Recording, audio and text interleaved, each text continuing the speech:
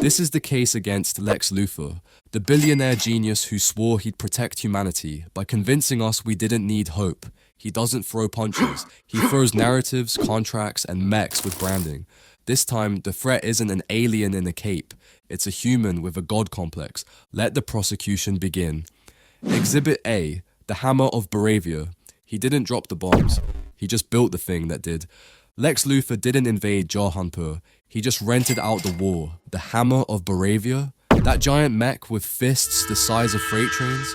Lex designed it, branded it, remotely piloted it like a billionaire playing StarCraft. When Superman intervened, Lex didn't flinch. He just dialed in the next move. Because this wasn't about territory. It was about control. Lex wasn't trying to win the war. He was trying to test a theory. Can you outmaneuver a god if you treat him like a public relations problem?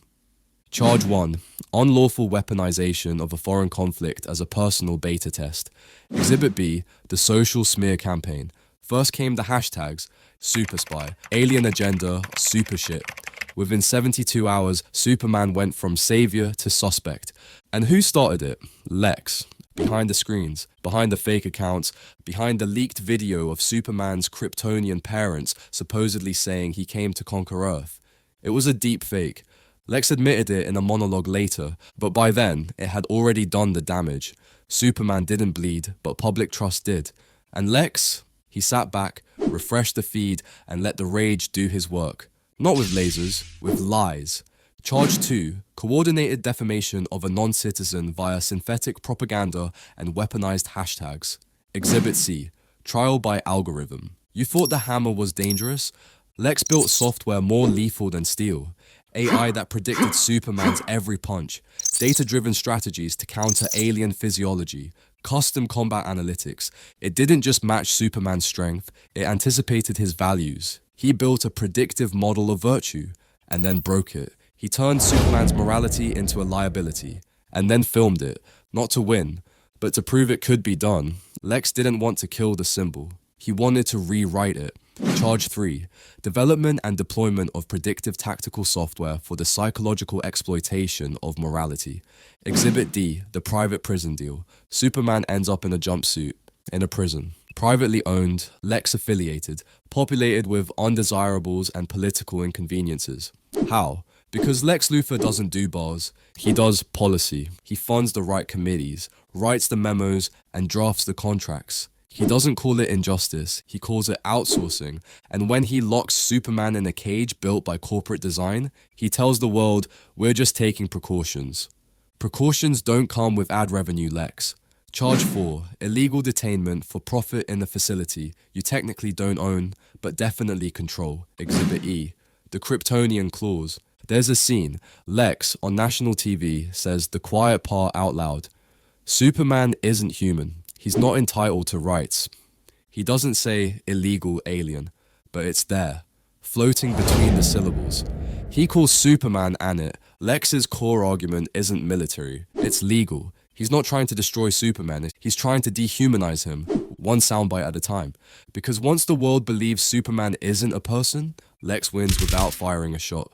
Charge 5, institutionalized dehumanization through coded public rhetoric with intent to erase legal personhood. Exhibit F, the John Wick moment. He took the dog. Let's be clear, Lex Luthor kidnapped Krypto. He didn't need to. It wasn't strategic. It didn't further his plan. He just knew it would hurt. Because gods don't scream over missiles. They scream when you mess with their hope. Krypto wasn't leverage. He was a message. Lex wanted to break something pure. To prove that under the cape, Superman cracks just like anyone else. And he was right. Superman nearly leveled the city. Not because of war, because of grief. Charge 6, tactical emotional sabotage of a global symbol via pet napping. Exhibit G, the soliloquy of envy. In the end, he says it.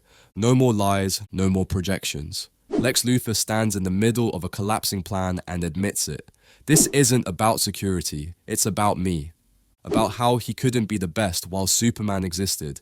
It's not justice, it's jealousy, all of it. The bots, the bombs, the betrayal, a tantrum with a budget and a PhD. Lex didn't want to protect humanity. He wanted to prove that the best of us could still lose to one of us.